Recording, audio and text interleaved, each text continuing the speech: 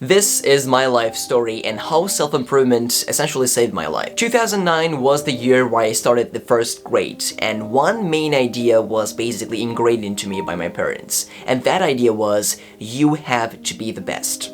As you can probably guess, that idea was ingrained into me by my parents, and that was the best thing, at the same time the worst thing that ever happened to me in my life. First, I need to probably note that both of my parents are essentially teachers, because that's gonna be an important part of this story. Kids started learning how to read and how to write in the first grade, and I went to the first grade knowing how to read and write not 1 but 2 years prior. And from the first grade all the way to 8th grade, for 8 straight years, I literally never experienced being number 2 in my class or in my school. I was always the number 1, the first student. And the thing is, I'm not coming out of a place from ego. You're gonna understand the whole story when we get to the end. And that success was obviously thanks to my parents. They pushed me, they forced me, they encouraged me, and they were both teachers. They knew how this game was played. They taught me discipline, they taught me how to study even when I didn't feel like it, so I didn't have a choice, I just did. Then we go to 2018, my 8th grade. In 8th grade, there's this big exam in Turkey which is called LGS that every 8th grader is to take. Roughly 1 million students take this test every single year.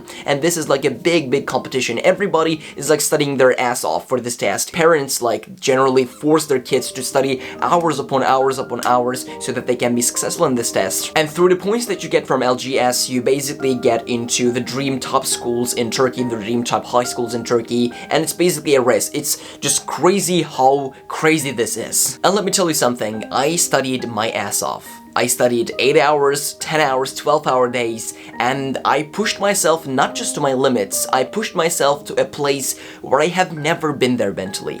And I didn't just do that like with the discipline I had, it was basically also an encouragement, also kind of forcing me from my parents to study more, and that's what I did. And to be honest, I was in shape. I was in a really high academic shape. I was, to be honest, at the peak of my academic career. And then I took the test. I thought it was like good. I was like, okay, it's pretty good. I think I did well. And then 2 months later, the results came in, and I was in the first 0.04% of the 1 million students that roughly took that test that year. So let's elaborate that together. Yeah, 1 million students.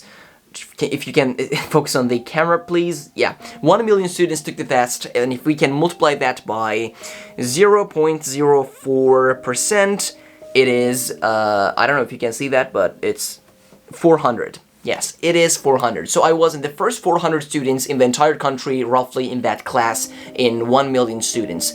And the thing is, it was a big success. It was a huge success, and I think that all my hard work paid off. And through the points I got from LGS, I got to the school that I'm in, that I'm gonna be graduating from next year. So the thing is, this school accepted only the first 500 students in the entire Turkey, which means think about a school where I am at the bottom of the academic success, and you know how good I am. But then I realized I was pretty much a robot. I didn't really have feelings, or if I had, nobody cared about them anyway. Even though I had this big success over the surface, I felt like a prey and a victim of the educational system, and I hated that. I didn't do the things I enjoyed as a kid. I just did the things that were expected of me, and the thing is, I did them well. So as you can imagine, I was at a half depression phase where I was trying to figure things out in my life, and things weren't the best, let's be honest. And at that time, I was in my first relationship with a girl that I actually loved, and as I was trying to battle my way towards actually thinking about those thoughts, she broke up with me. And I was heartbroken. It felt really bad.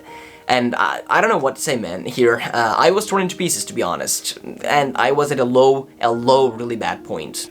I don't know how to explain this. And then I met something called self-improvement. It promised a better life. It promised that I was gonna be happy, I was gonna be successful, and I was gonna be confident in myself. And as you can imagine, as I was already at a low point, I said, why not? Let's do this. Let's do all these self-improvement practices like journaling, meditation, reading, exercising, waking up early, practicing gratitude, gratitude. What do we have more? Visualizing, doing deep work, taking cold showers, nofap, setting goals, learning about high performance, increasing my confidence, and overall becoming the best version of myself. It was 2 years ago when I met self-improvement, but then I didn't really have a system that I could go step by step, or I didn't have anyone to follow, to be honest. I had to research everything myself, and I came up with the structure that I needed myself.